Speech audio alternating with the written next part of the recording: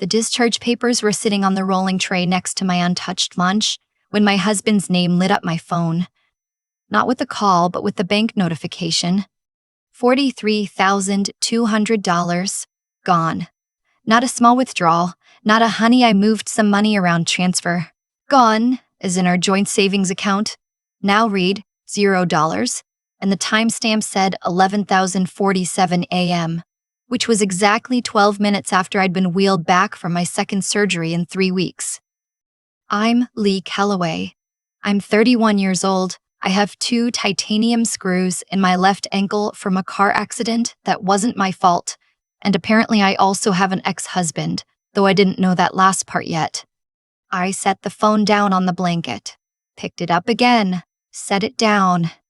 The physical therapist, a woman named June who had the energy of someone who genuinely loved mornings, was adjusting the resistance band around my calf and pretending she hadn't noticed my face change. "You okay, hon?" "My husband just emptied our savings account." June's hands went still on my ankle. "While you were in surgery?" "While I was in surgery?" She had the professional composure of someone who'd heard everything in 20 years of rehabilitation work. It lasted about 4 seconds. Then she said something under her breath that I won't repeat here, and went to go find my attending nurse.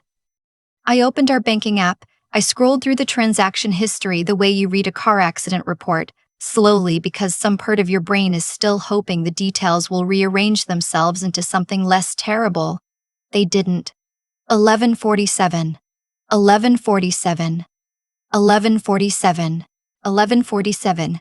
3 separate transfers, all to an account I didn't recognize, all time-stamped within the same 4-minute window.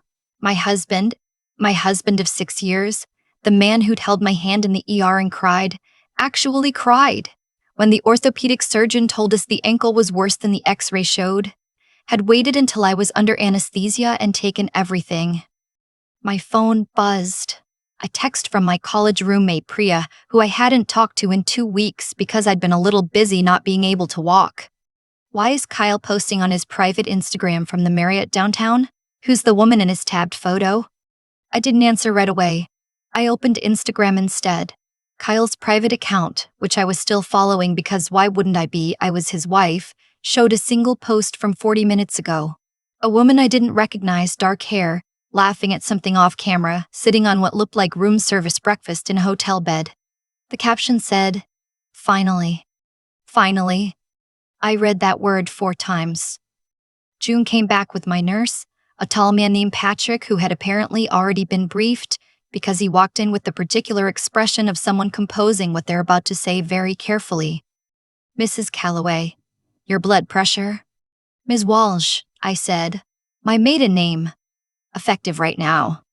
Patrick blinked. Then he nodded like that was a completely reasonable thing for a post-surgical patient to say, and went to update my chart. I typed one reply to Kyle's unanswered, "How's recovery going?" text from that morning. 4 words, I saw the post. Then I put my phone face down on the tray and looked at the ceiling for a moment. Here's what Kyle didn't know. What almost nobody knew actually, because I don't talk about work at dinner parties, and Kyle had always found the technical details boring. I'm a forensic CPA. I specialize in financial fraud investigation. For the past 4 years, I've worked as a contractor for 3 different law firms in Nashville, and my entire job, my entire professional identity is finding money that people think they've hidden. I have testified in federal court. I have been deposed 11 times. I once found a restaurant owner's secret LLC through a single mismatched mileage reimbursement.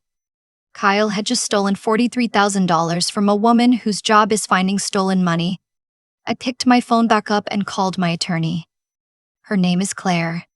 She picked up on the second ring, which is one of the many reasons I have kept her on retainer for 7 years. I explained the situation in under 90 seconds. She was quiet for a moment. "He did this while you were in surgery?" "Yes." "Send me the bank records, all of them. And Leigh, don't call him yet." I wasn't planning to. The next 2 hours were very productive for someone who couldn't put weight on her left foot. Claire pulled the transaction records. Priya, who had called back immediately, started screenshotting everything on Kyle's public-facing social media going back 6 months. Which she did with the focused energy of someone who had been waiting for an excuse to do exactly this. My physical therapist, June, who turned out to have strong opinions about financial betrayal and also a brother-in-law who was a detective with Metro Nashville, offered his number unprompted. The hotel photo was date-stamped. Priya found that first.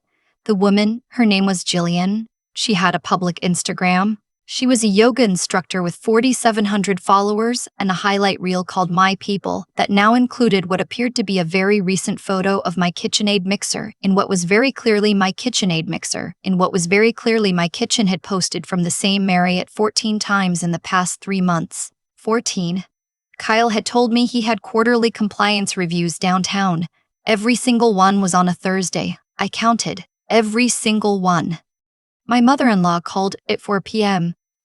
I almost didn't answer. Then I did, because she'd driven 2 hours to sit with me after the first surgery and brought homemade chicken soup, and I figured she at least deserved to not find out from someone else.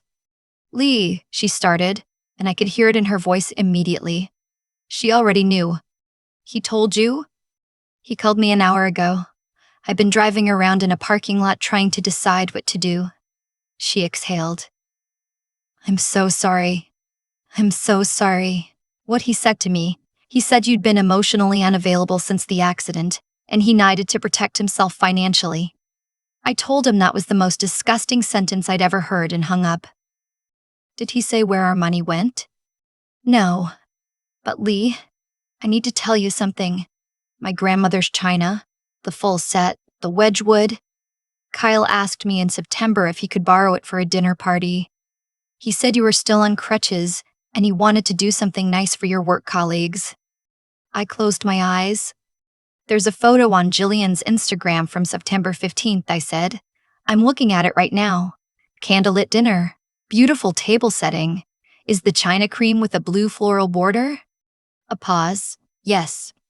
I'm going to need you to document that. Can you screenshot her profile? She could. She did. She was thorough about it in a way that suggested Kyle had fundamentally misjudged how his mother would respond to this information. Before we continue, if this story is hitting close to home, please subscribe and drop a comment letting me know where you're watching from. I read every single one. Thank you so much for being here. By the next morning, I had a clearer picture.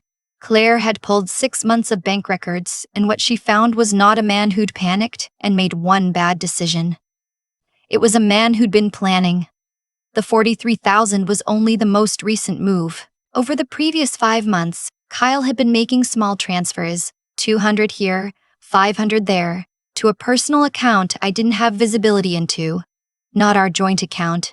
Not any account in our household budget. A separate account he'd opened at a credit union across town in his name only, with an address I'd never seen before. Total moved $61,400. He'd been doing it for 5 months. 5 months of sitting across from me at dinner. 5 months of how was your day and do you want me to pick up anything from the store? 5 months of holding my hand in the physical therapist's waiting room while quietly, methodically moving our money out from under me. Claire called while I was processing this. There's more, she said, in the tone of voice that means brace yourself. The address on his new account, I ran it. It's a lease. A 12-month lease, signed in October. An apartment downtown, 2nd floor, 1 bedroom. Kyle is on the lease. So is someone named Gillian. He had signed a lease. He had signed a 12-month lease on an apartment with another woman while I was recovering from surgery on an injury I got in a car accident I didn't cause, using money we had saved together over 6 years, and he had not said a single word. I called Priya back. How deep can you go on Jillian's public posts? I asked. Honey, I'm already on 2023. What she found, working backward through 14 months of carefully curated content, was a timeline. Jillian had started posting about exciting changes and new energy and alignment last February. February was when Kyle had started working late on Thursdays. There was a photo from a farmer's market in March, a man's hand holding a coffee cup in the background, slightly out of frame.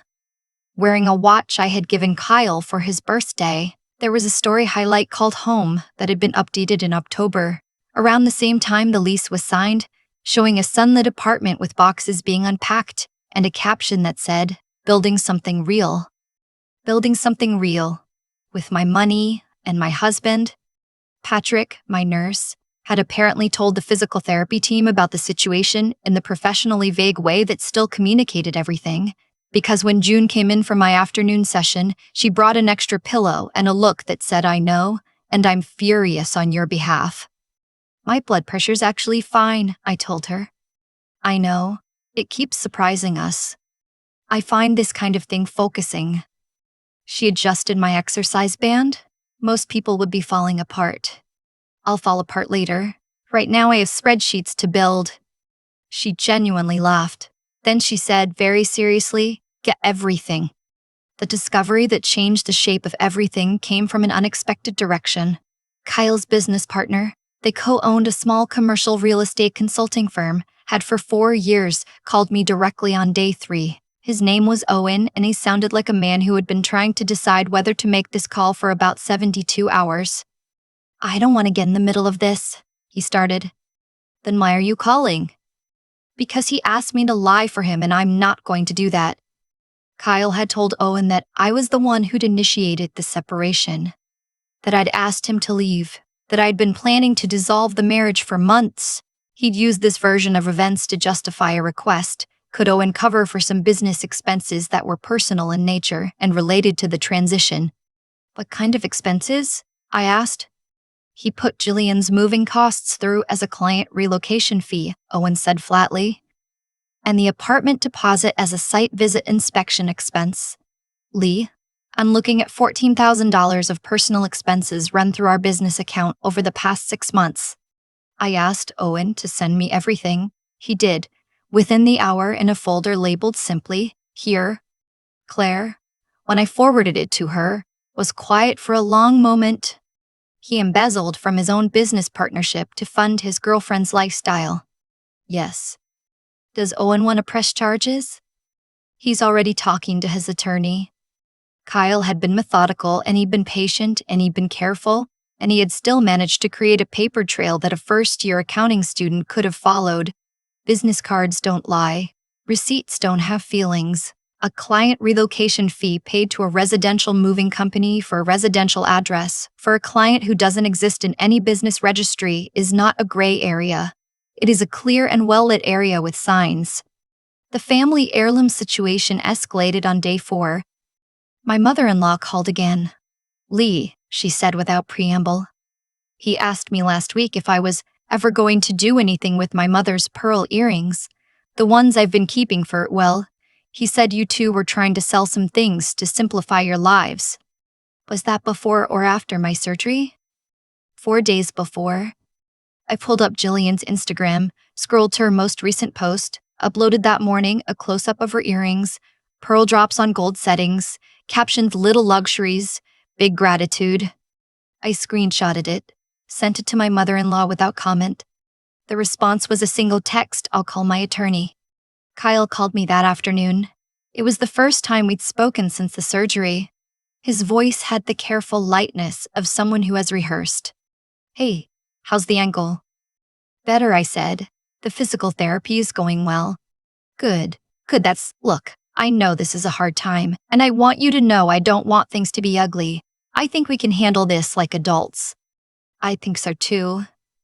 I feel like we've both been unhappy for a while, and I made some choices I'm not proud of, but I was trying to protect myself, and I think if we just sit down." "Kyle," I said, "you moved $61,000 out of our accounts over 5 months. You ran personal expenses through your business partnership without your partner's knowledge. You took your mother's pearl earrings and gave them to someone else. And you signed a lease on a second home using marital funds without disclosing it." A long pause. "Where are you getting those numbers?" "From the records. All of them, which my attorney has." Another pause, longer this time. "I think I need to call someone." "That would be wise," I said. "Have a good evening." I hung up. Patrick doing his end-of-shift check. found me running a pivot table on my laptop with my surgical leg propped on 2 pillows. Shouldn't you be resting? This is restful for me. He checked my chart. Your blood pressure is legitimately better than it was this morning. I find accountability very soothing. Claire filed the emergency asset freeze motion the next morning. The judge granted it within 6 hours. Every account Kyle could access, personal, joint, the business accounts where he had signatory authority, frozen pending investigation. The business fraud had added weight that a simple divorce filing wouldn't have had alone. Owen's attorney and Claire's office were now coordinating. Kyle's carefully assembled financial architecture was being pulled apart from 3 directions simultaneously, and he was doing it with whatever money he had in his wallet, because that was the only money he could currently access. His attorney contacted Claire's office 2 days later, requesting a meeting. He wants to negotiate, Claire told me. What does he have to negotiate with? That's what I said. The situation with Jillian resolved itself in a way I hadn't anticipated. She reached out through Instagram direct message, a long, slightly chaotic message that started with, "I think we need to talk," and ended with, "I didn't know about the money." I read it twice. Then I called Claire, who told me to record any future conversations. Then I called Jillian back. She was 26. She'd met Kyle at a corporate wellness event where she'd been teaching a lunchtime yoga class. He'd told her we had a legally separated arrangement.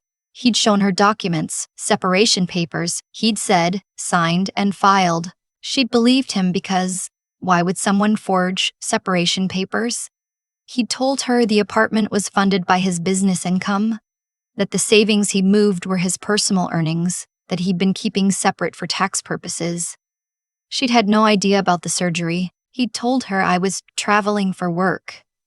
I was in post-surgical recovery. He told her I was in Portland. I asked her to send me everything he'd given her, every document, every text, every financial promise. "Why would you want my help?" she asked. "Because every lie he told you is evidence of something he did to me. And because those pearl earrings belong to his mother and she wants them back."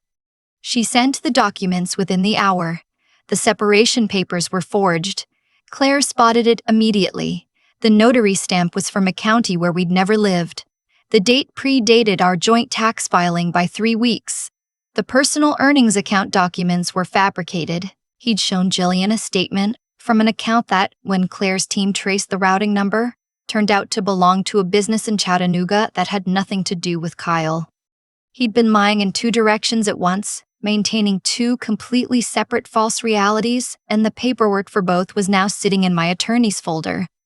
The discovery of the trust was the moment everything shifted in a way even I hadn't expected. My grandmother had been a quiet woman who said almost nothing and did everything deliberately. She'd grown up with very little, married a man who turned out to be more than comfortable, outlived him by 20 years, and spent those 20 years making sure her family would be protected in ways that didn't require anyone's permission. When she died, the estate documents had been handled by her attorney, and my mother had explained them to me once, briefly, in the way people explain things they assume you'll revisit later. I hadn't revisited them. Kyle had been present for that conversation. He nodded along and then immediately started talking about a restaurant he wanted to try. What the trust actually contained, a provision that upon legal dissolution of my marriage, I had access to a protected fund held in my name only. My grandmother, who had watched her own sister lose everything in a divorce in 1987, had built this in deliberately. The fund existed specifically because she understood that the moment a marriage ends is also frequently the moment a woman finds out how little she actually controls. The fund, $220,000. Kyle had no claim to it. It predated our marriage. It was in my name, held by a trustee, and specifically structured to be divorce-proof. My grandmother had apparently done her research. Claire called me after she reviewed the documents. "Your grandmother," she said, "was a woman who thought of everything." "She survived the Depression," I said. "She didn't trust banks or husbands, and apparently she was right about both." Kyle's attorney had been told about the trust by the time we sat down for the settlement conference. The expression on Kyle's face when the trust documents were placed on the table was the expression of a man who has just understood that the game he thought he was playing was not the game that was actually being played. He had $61,000 of marital funds, now frozen and subject to full return under the asset freeze order. He had business fraud charges pending with Owen's attorney. He had forged document charges pending from the notary stamp issue, which had been referred to the district attorney's office. He had his mother actively cooperating with my attorney regarding the earrings, which was its own legal matter, and I had $220,000 that he had never known existed and couldn't touch. His attorney asked if we could discuss a collaborative resolution. Claire said she was open to listening. The collaborative resolution Kyle was helping for took about 40 minutes to collapse. Full return of the $61,000. The house, which I had made the down payment on using an inheritance from my grandfather, documented, stayed with me. His 401k was split according to our prenuptial agreement, which he'd pushed for, which specified that retirement accounts split based on marital contribution period. He'd contributed less than I had, and the timeline worked against him. The business fraud restitution to Owen's firm came out of Kyle's personal accounts, not shared assets, because it predated the asset freeze, and Owen had been very precise with his documentation. Gillian, who was now cooperating fully, testified to the forged separation papers. That added a charge. Kyle's attorney, a man named Barrett, who had the exhausted eyes of someone reconsidering his career trajectory, entered a plea on his client's behalf before the criminal portion went to trial. 18 months probation, full financial restitution, community service. The forgery charge carried more weight than the financial theft in the end. Courts take document fraud seriously in ways that sometimes surprise people. I was home by the end of February. The ankle was coming along. I'd started walking without the boot for short stretches, which June celebrated with genuine enthusiasm and a very firm handshake. The house felt different at first. Not bad, just quiet in a specific way, the way a room feels after you move furniture and the acoustics shift. I rearranged Kyle's office into a proper workspace and set up a second monitor, painted the bathroom a color I'd wanted for 2 years that Kyle had called too much. It was not too much, it was exactly right. Owen and I had a series of conversations about the consulting firm. Kyle's exit from the partnership, handled through a buyout negotiated as part of the settlement, had left Owen needing to restructure. He asked if I'd be interested in a fractional consulting arrangement. My forensic accounting work applied to his real estate firm's client due diligence needs. I told him I'd think about it. I thought about it for approximately 1 day. Then I said yes. The work turned out to be a natural fit in a way I hadn't anticipated. Commercial real estate transactions are full of creative financial arrangements, and my job was finding the ones that were too creative. Owen, who was straightforward to the point of being blunt and seemed to genuinely value both qualities, turned out to be the easiest professional relationship I'd had in years. Priya came down for a weekend in March. We opened a bottle of wine and went through the full timeline she built during those first weeks. The screenshots, the dates, the timestamps, the way everything lined up into a pattern that had been there all along.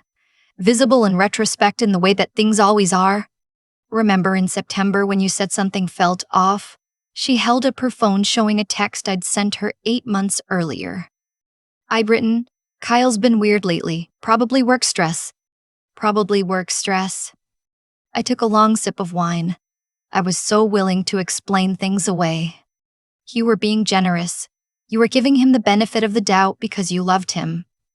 I know. I just keep thinking about all the moments. All the times I thought I was being kind by not asking more questions. She was quiet for a moment. Then you're asking all the questions now? I am, professionally and personally. My mother-in-law and I had lunch together in April. She'd returned to her normal self, steady, dry-humored, slightly terrifying in the way of women who've seen a lot and decided to find most of it funny. She'd sent Kyle a single letter when the settlement was finalized. He hadn't responded. "He'll understand eventually," she said, stirring her coffee. "Or he won't, and he'll do it again to someone else. There's not much I can do about that now. You did everything you could have. I should have told you sooner. When he started asking about simplifying things in the fall, I didn't want to believe it. Neither did I." She looked at me for a moment. He picked the wrong woman to underestimate.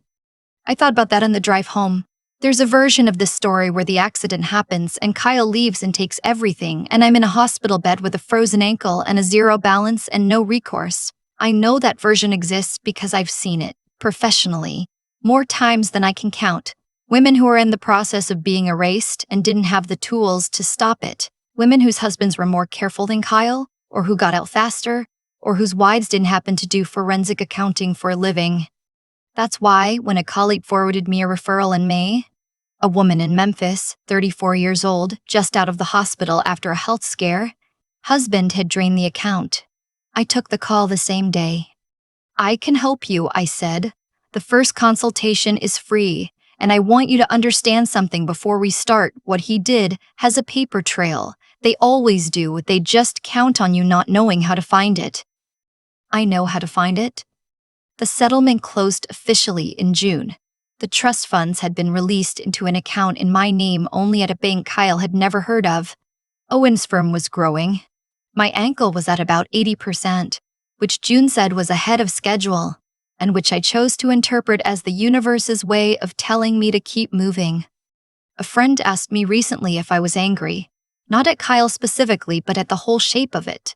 The years, the careful construction of a life that turned out to have a false floor. I thought about it for a real moment before answering. I was angry for about 3 weeks, I said. Then I got busy. Busy is better than angry. Busy is anger with a purpose. Kyle thought he was walking away clean. He thought he timed it perfectly. Me flat on my back, distracted, financially dependent in a way I'd never actually been. He thought emotionally unavailable was a defense that would hold.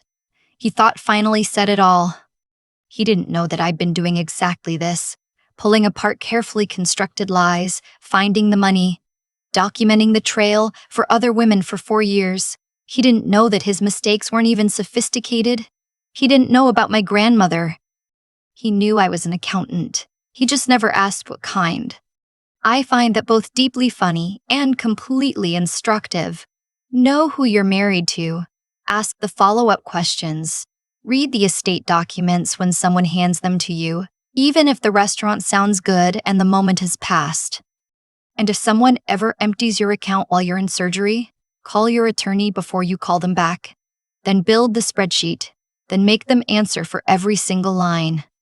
They always leave a trail. You just have to know what you're looking at. There's a version of the story where I never find out, where I come home from surgery, notice the account balance, and believe whatever explanation Kyle gives me because believing him is easier than the alternative.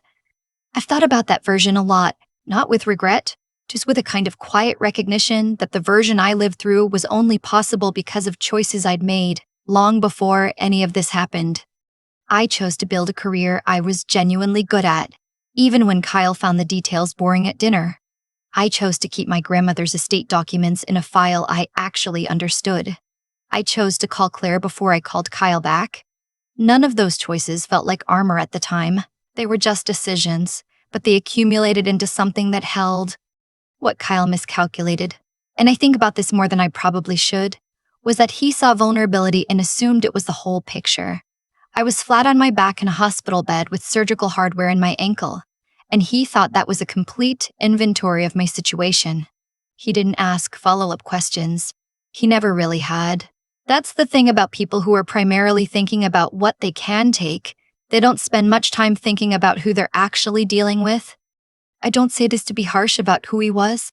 I say it because I spent 6 years softening my own edges to make things easier between us. And I think, somewhere in that process, I started to believe my own performance. I was generous with explanations I should have questioned. I was patient in moments that deserved directness.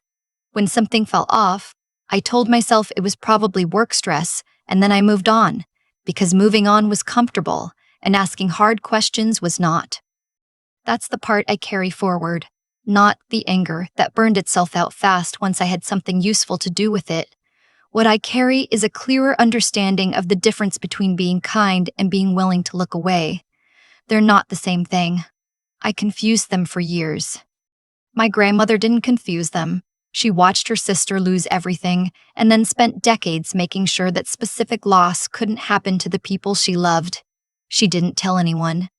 She just did it, quietly and completely, because she understood that preparation is its own form of love. When I think about her now, I think about that, the discipline of thinking clearly in advance of the crisis, so that when the crisis comes, the thinking is already done. She had the kind of steadiness that doesn't announce itself, it just holds. June told me once, during a particularly hard session when my ankle wouldn't cooperate and I was trying not to show how much it hurt, that recovery isn't linear, but it is cumulative. Every rep that feels like nothing is still building the thing you'll eventually stand on. I've thought about that sentence in context far beyond physical therapy. What I know now, in a way I only half knew before, is that the life you build in ordinary time, the skills you develop, the records you keep, the relationships you maintain, honestly, the moments where you choose clarity over comfort, that's what you're actually standing on when things fall apart. Kyle thought the ground disappeared when he pulled the money out. He didn't know I'd been building something else the whole time. Neither did I, fully. But it was there. Gillian sent me a message 6 months later. She'd gotten a new job, moved back to her hometown, started over. She said she was working on asking better questions before she believed things people told her. I wrote back, "That's the only real work there is.